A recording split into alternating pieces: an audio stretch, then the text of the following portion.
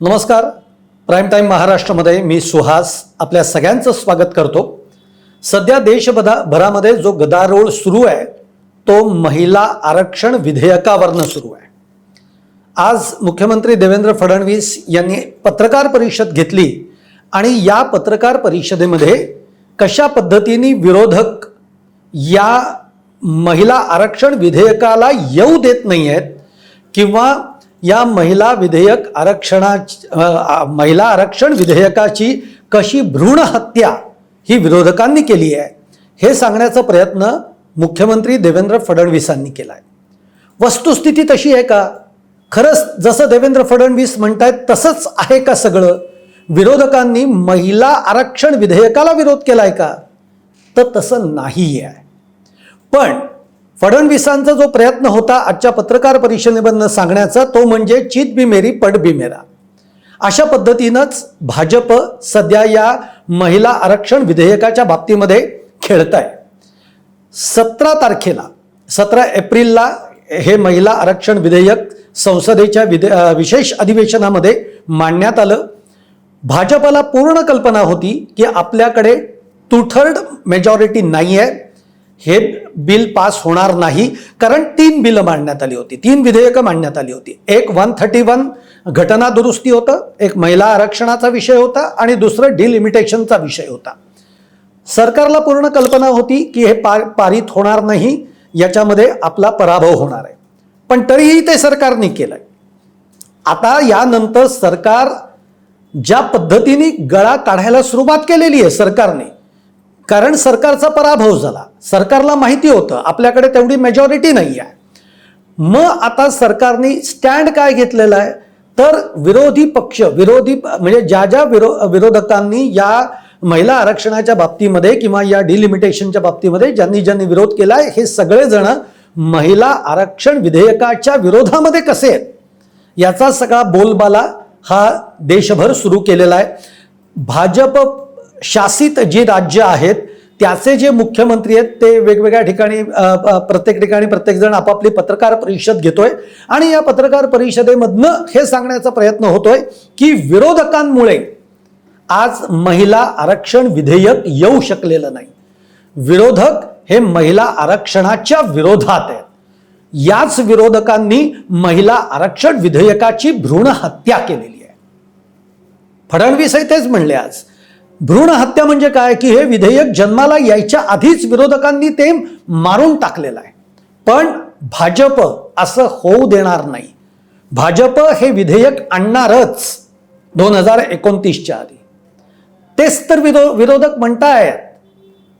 विरोधक दुसरं काहीही म्हणत नाहीयेत, हेच म्हणतायत. पण तुम्ही काय करायला गेलात, भाजप काय करायला गेलं तर महिला आरक्षण विधेयकाच्या आडून डिलिमिटेशन रेटण्याचा प्रयत्न करत होतं. म्हणजेच काय, ज्या पद्धतीने देशभरामध्ये वॉर्ड रचना आहे ही वॉर्ड रचना बदलण्याचा घाट सरकारने घातलेला होता. पण त्याच्या पुढे चेहरा केला होता महिला आरक्षण विधेयकाचा. त्यातनं साधायचं होतं डिलिमिटेशन. पण हे विरोधकांना हा डाव कळला. काँग्रेसच्या हे लक्षात आलं, अन्य सगळ्या विरोधकांच्या हे लक्षात आलं आणि त्यामुळे ही तीनही विधेयकं विशेष अधिवेशनामध्ये पारित झाली नाहीत. एक लक्षात घ्या, ज्या पद्धतीने आता भाजप म्हणताय की महिला आरक्षण विधेयक यांनी फेटाळलं किंवा हे पास होऊ दिलं नाही, अशी स्थितीच नाही आहे. स्थिती अगदी मी तुम्हाला साध्या 2 सोप्या शब्दांमध्ये हे उदाहरणासहित मी पटवून देतो की नेमकं झालंय काय. एक लक्षात घ्या, 2023 मध्ये तुम्ही महिला आरक्षण विधेयक मांडलं, ते सगळ्या पक्षांनी विरोधकांनी सुद्धा पास केलं, संमत केलं. सगळ्यांनाच वाटतंय की राजकारणाच्या प्रक्रियेमध्ये महिलांना 33% आरक्षण असावं. 33% आरक्षणाच्या विरोधामध्ये कोणीच नाही आहे आणि त्यामुळेच 2023 मध्ये ते पारित झालं. आता भाजप काय म्हणतंय की डिलिमिटेशन पण आपण करूया. डिलिमिटेशन करणार म्हणजे काय करणार तर ज्या पद्धतीने लोकसभा निवडणुकीच्या ज्या काही मतदारसंघ आहेत या मतदारसंघांची रचना आपल्याला बदलायची आहे. आणि ती कधी शक्य आहे, जेव्हा महिला आरक्षण, कारण महिला आरक्षण जेव्हा येईल तेव्हा ॲटोमॅटिकली आपले 33% किंवा 50% हे खासदारांमध्ये वाढ होणार आहे, आमदारांमध्ये वाढ होणार आहे, म्हणजे उमेदवारांमध्ये वाढ होणार आहे आणि त्यामुळे आपल्याला मतदारसंघाची रचना बदलायची आहे. म्हणजे एकात एक पाय गुंतवला आणि त्यातून मग महिला आरक्षण विधेयक आणण्याचा प्रयत्न सरकारने केला. सरकारने केला, पण विरोधकांनी तो डाव हाणून पाडला. विरोधक साधं सोपं म्हणताय की आम्ही तर महिला आरक्षण विधेयक संमत केलेलं आहे, मग ते तुम्ही लागू करा ना. ते आत्ता आहे त्या 543 संसदीय संख्येच्याच लिमिटेशनमध्ये तुम्ही सबमिट करा, म्हणजे लागू करा. आत्ता तुम्हाला लागू करायला प्रॉब्लेम काय आहे?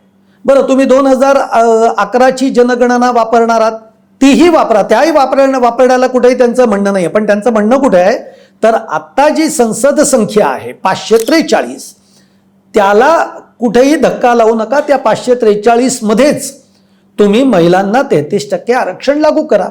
हा सरळ साधा सोपा विषय आहे. कारण तुम्हाला जर डिलिमिटेशन करायचं असेल तर मग मात्र तुम्हाला जनगणना ही आधी करावी लागेल.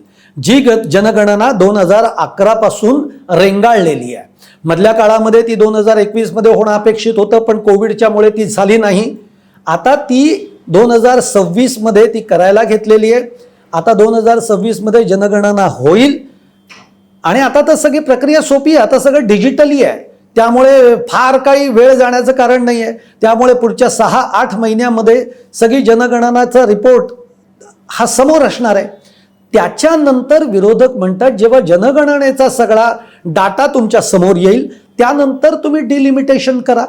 डिलिमिटेशन करायलाही असे काही 2-5 वर्षाचा कालावधी लागणार नाही आहे, त्यालाही तुम्हाला एक 6-8 महिन्याचा कालावधी लागू शकतो. म्हणजे अगदी जर का तुम्हाला 2029च्या आधी महिला आरक्षण विधेयक लागू करायचं असेल तर तुम्ही जनगणना 2026-27ची करून त्यानंतर डिलिमिटेशन करून हे विधेयक तुम्ही लागू करू शकता महिला आरक्षणाचं. पण त्याला सरकार तयार होत नाही आहे किंवा त्या याच्यावर सरकार काहीही बोलायला तयार नाही आहे. सरकार म्हणतंय आत्ता विधेयक आपण सबमिट करून घेऊ, त्याच्यामध्ये आपण लगेच लिमिटेशनचे सगळे मुद्दे हे करून घेऊ आणि मग पुढच्या काळामध्ये तोपर्यंत जनगणनेचा सगळा रिपोर्ट आपल्या हातामध्ये येईल. पण जनगणनेमध्ये 2011 ते आता 2027 पर्यंत या देशभरामध्ये कितीतरी लोकसंख्येमध्ये बदल झालेले आहेत. बरं, नुसते बदल नाही, आता काही भागामधली लोकसंख्या ही जास्त वाटेल, दक्षिणेकडच्या भागामधली लोकसंख्या कमी वाटेल. परंतु आता ज्याला आपण म्हणतो मायग्रेशन, आधीच्या काळामध्ये खूप मोठ्या प्रमाणामध्ये मायग्रेशन झालेलं आहे. म्हणजे उत्तर प्रदेश राज्यातनं महाराष्ट्रामध्ये येणं, दक्षिण भारतातनं महाराष्ट्रामध्ये येणं, महाराष्ट्रातनं दक्षिण भारतात लोक जाणं, हे मायग्रेशन आपण पाहिलेलं आहे. पण कोविडच्या काळानंतर जर का आपण विचार केला तर पुन्हा अनेक लोक ही त्यांच्या राज्यामध्ये स्थिरावलेली आहेत. कारण IT पार्क्सची निर्मिती झाली, अनेक आता IT इंडस्ट्री झालेल्या आहेत, अनेक इंडस्ट्री झालेल्या आहेत. त्यामुळे ती लोक आपल्या आपल्या राज्यांमध्ये गेलेली आहेत. यांची देखील संख्या मोठ्या प्रमाणावर आहे. त्याचप्रमाणे कोविडच्या काळामध्ये सुद्धा कोविडमुळे अनेक जणांना मृत्यू आलेला आहे. आज सरकारी आकडेवारी जर आपण बघितली तर ती 5-5.5 लाखाच्या घरातली सांगितली जाते, परंतु WHO जी सांगते ती जवळपास 40-43 लाखांच्या घरात आहे. म्हणजे या संख्येनं सुद्धा आज लोकांचा मृत्यू झालेला आहे कोविडच्या काळामध्ये. अशा वेळेला तुमच्या जनगणनेमध्ये फरक पडणार आहे. सरकारला एवढी घाई का लागली आहे हा प्रश्न आहे की तुम्ही 2026ला जनगणना करा, 2028ला तुम्ही डिलिमिटेशन करा, पण सरकार घाई करत आहे. सरकार घाई का करतंय हे मी तुम्हाला सांगतो. सरकारला आता पूर्ण माहिती होतं की हे विधेयक पारित होणार नाही आहे, डिलिमिटेशन विरोधक मान्य करणार नाहीयेत आणि हाच तर फायदा सरकारने उचलला आहे. आता सरकार विरोधकांच्या विरोधामध्ये जे काही रस्त्यावर उतरू पाहतीये की हे विरोधकांनी महिला आरक्षणाचा गळा घोटलाय. आता हे नॅरेटिव्ह त्याच्यामध्ये सेट केलं जात आहे. का सेट केलं जात आहे तर आत्ता 5 राज्यांच्या निवडणूक, आता मुळामध्ये पश्चिम बंगालमध्ये निवडणूक आहे, आज आपण बघतोय अनेक राज्यांमध्ये निवडणुका आहेत आणि त्या निवडणुका जवळपास आता 15 ते 20 दिवसांच्या अंतरावर आहेत. यामध्ये हे नॅरेटिव्ह सेट करून घ्यायचं की जे काही सरकार विरोधक आहेत हे विरोधक कसे महिला आरक्षणाच्या विरोधात आहेत, की ज्याचा परिणाम हा मतपेटीवर होणार आहे. एक लक्षात घ्या, आत्ता मुळामध्ये जर का तुम्ही सरकारची पावलं आत्तापर्यंतची बघितली तर महिलांना आपल्याकडे आकृष्ट करण्याच्या अनेक योजना या सरकारने आणल्या. अगदी उज्ज्वला गॅस योजनेपासून जरी आपण त्याचा विचार केला, किंवा आत्ता महिलांच्या खात्यांवर 1500 रुपये, तिकडे बिहारमध्ये आपण बघितलं 10,000 रुपये, अशा पद्धतीची एक खिरापत ही महिलांच्या खात्यांवर वाटण्यात आलेली आहे. यातून कारण भाजपला एक गोष्ट लक्षात आली आहे की महिला मतदार वाढतोय, या महिला मतदारांना आपल्याकडे जर ओढायचं असेल तर अशा पद्धतीच्या काही योजना आणून त्यांना आपण आपल्या पॉकेट्समध्ये घेऊ शकतो, ज्याचा परिणाम आपल्या मतपेटींवर होणार आहे. आणि ते साध्य करण्यासाठीच भाजपला जर का खरंच महिलांचं आरक्षण 33% आत्ता जर का हे विधेयक संमतच करायचंय, लागूच करायचंय, तर भाजपला थांबवलंय कोणी, सरकारला थांबवलंय कोणी? आणि मी तर त्याच्याही पलीकडे जाऊन म्हणतो, आज स्वतः देवेंद्र फडणवीस म्हणालेले आहेत की आपल्याला विधेयक का आणावं लागतं, तर सगळेच पक्ष जे आहेत ते महिलांना त्या प्रमाणामध्ये आरक्षण देत नाही आहेत, महिलांना ते राजकारणात आणत नाही आहेत, म्हणून आपल्याला विधेयक पास करून घ्यावं लागतं. मी उलट म्हणतो की भाजपने सुरुवात करावी ना. भाजपने आपल्यापासून, आता विधान परिषदेच्या निवडणुका आहेत, तुमच्या 5 जागा आहेत, त्या 5 जागांपैकी 2 जागा द्या महिलांना. तुम्ही पुढच्या येणाऱ्या निवडणुकांमध्ये तुम्ही जाहीर करा की हे विधेयक संमत हो अथवा न हो, आमच्या पक्षाकडनं आम्ही मॅक्सिमम महिलांना प्रतिनिधित्व देऊ. काय हरकत आहे? त्याच्यासाठी काही विधेयकच आणलं पाहिजे असं काही नाही आहे. पण जे सरकारला डाव साधायचा आहे तो खूप वेगळा आहे. तो डाव आता या 5 राज्यांमध्ये सरकारला माहिती आहे, भाजपला माहिती आहे की आपल्याला तितक्या संख्येमध्ये आपलं मतदान होणार नाही आहे. मग अशा वेळेला या महिलांना आपल्याकडे आकर्षित करण्यासाठी आता आपल्याला काय, आपण योजना तर आणतोय, तर आता आपल्याला हे नॅरेटिव्ह पुढे आणायचं आहे की विरोधक हे महिला आरक्षणाच्या विरोधात आहेत. यामुळे जो काही एक प्रभाव पडतो त्या प्रभावाचा फायदा भाजपला घ्यायचा आहे. आणि त्यामुळे आता भाजप, तुम्ही बघितलं की ज्या 17 तारखेला जेव्हा हे विधेयक संमत झालं नाही सभागृहामध्ये, त्याच्या दुसऱ्या दिवशी पंतप्रधान नरेंद्र मोदी हे याच्या माध्यमांच्या समोर आले आणि माध्यमांच्या समोर येऊन मग त्यांनी काँग्रेस, तिकडे मायावतींचं जे काही पक्ष आहे, तृणमूल काँग्रेस असेल, अशा सगळ्या पक्षांची 4-5 पक्षांची नावं घेत यांनी कसं या विधेयकाची भ्रूण हत्या केली आहे हे त्यांनी सांगितलं. एक तर मुळामध्ये अशा पद्धतीने आत्ता निवडणुका असताना, आचारसंहिता लागू असताना तुम्ही प्रचार होईल अशा पद्धतीची विधानं करू शकत नाहीत. पण तरी त्यातून पंतप्रधानांनी प्रेस कॉन्फरन्सच घेतली आणि विरोधक कसे या विधेयकाचे हत्यारे आहेत हे सांगण्याचा प्रयत्न केला. अर्थात निवडणूक आयोगाचं लक्ष या गोष्टींकडे वळणार नाहीच हे आपल्याला माहिती आहे आणि हे विरोधकांना सुद्धा माहिती आहे. कारण जे निवडणूक आयोग आहे ते अर्थातच सत्ताधाऱ्यांच्या हातामध्ये आहेत, त्यामुळे ते काही विरोधात बोलणार नाहीत. त्यामुळे जे चाललंय ते गुण्यागोविंदांनी चालून राहणार आहे. पण यातून ज्या पद्धतीचा नॅरेटिव्ह भाजप सेट करू पाहत आहे तो काहीही झालं तरी त्याला याच्या पुढच्या काळामध्ये लोक भुलतील असा जो काही एक भ्रम भाजपचा आहे तो पूर्ण होणार नाही. कारण एक गोष्ट लक्षात घ्या, आता ही विरोधकांची सुद्धा खूप मोठी जबाबदारी येऊन पडलेली आहे की आत्ताच्या या 3 विधेयकांच्या निमित्ताने विरोधकांनी ज्या पद्धतीची एकजूट दाखवली आहे, ही विधेयकं हाणून पाडलेली आहेत. भाजपचा जो यामागचा खरा डाव होता तो हाणून पाडलेला आहे आणि त्यासाठी जे विरोधक एकवटलेले आहेत याच्या पुढच्या काळात जर का विरोधकांनी ही एकजूट तशीच ठेवली तर भाजपला कुठेतरी, ज्याला आपण म्हणतो ना, एक लगाम बसेल. पण मध्ये आपलं काय होतं, आपले विरोधक विस्कळीत होतात. आपण महाविकास आघाडीच्याही बाबतीमध्ये बघितलं की भाजपला रोखण्यासाठी महाविकास आघाडी तयार झाली, पण शेवटी मध्ये मग कोणी भाजपच्या बरोबर हात मिळवणी करतंय, कोणी तिकडनं नरेंद्र मोदींना सपोर्ट करतंय, कोणी अदानींना सपोर्ट करतंय, असं चित्र आपल्याला बघायला मिळालं. मला असं वाटतंय की जी एकजूट आत्ता विरोधकांनी दाखवलेली आहे त्यांनी भाजप हादरलाय, भाजप बॅकफूटवर गेलाय.